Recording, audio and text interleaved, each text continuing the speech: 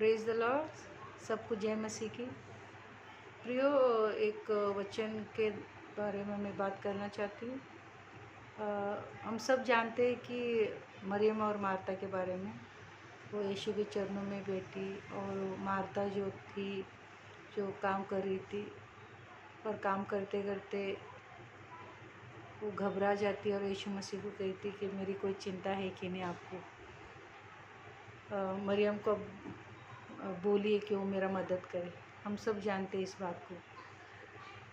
कि यीशु मसीह का ये मतलब था कि मार्ता काम नहीं करना चाहिए था, या वो घर का काम नहीं करना चाहिए, क्योंकि हर एक महिला लोगों के लिए तो घर का काम करना ही रहता है।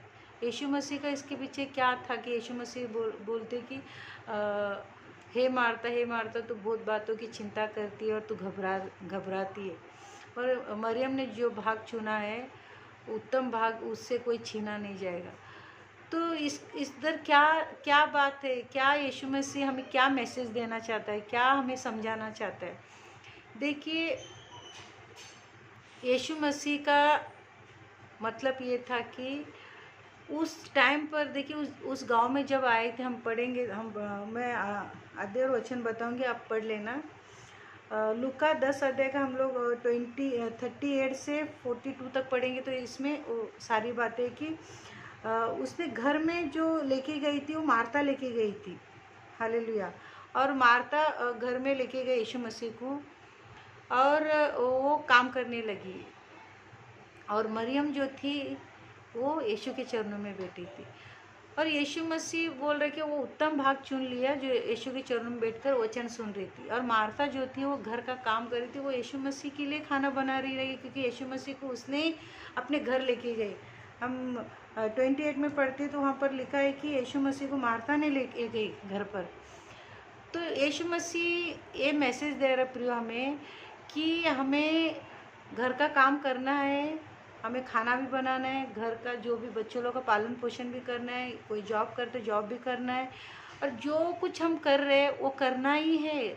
ऐसा नहीं कि मरियम सिर्फ बैठकर वचन ही सुन रही थी, वचन ही सुनती रहेगी हमेशा। वो उस समय जो था, वो समय था कि वचन सुनने का समय था। उस समय वो काम में लग गई।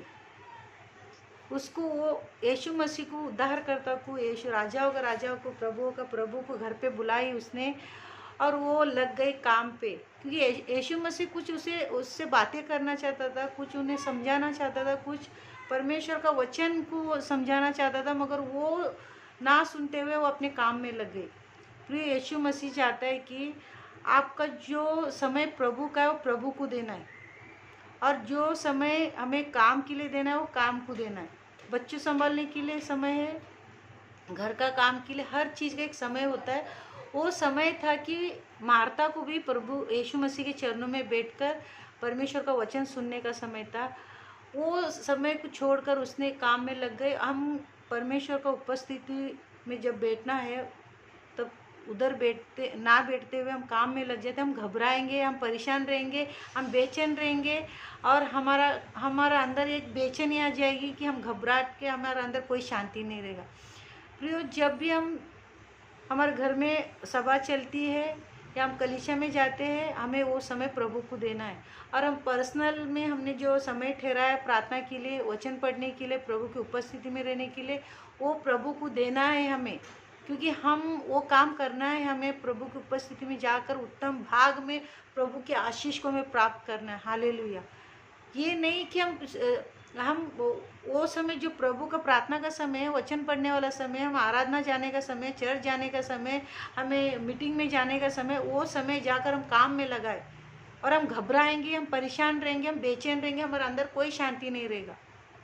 यीशु मसीह यही कह रहा है कि जो उत्तम समय परमेश्वर ने, मरियम ने जो उत्तम समय को चुना था परमेश्वर के चरणों में बैठकर, उससे कोई छीन नहीं सकता था। जो हमें प्राप्त करने का समय है, वो आशीष हमसे कोई छीन नहीं सकता, शैतान कभी छीन नहीं सकता, क्योंकि हमने प्रभु यीशु मसीह के चरणों में बैठकर, उसके चरणों में बैठकर हमें आशीष पाया, हम उत्तम भाग को चुन लिया, वो भरपूरी का आशीष हमें दिया, वो हमसे कोई छीन नहीं सकता।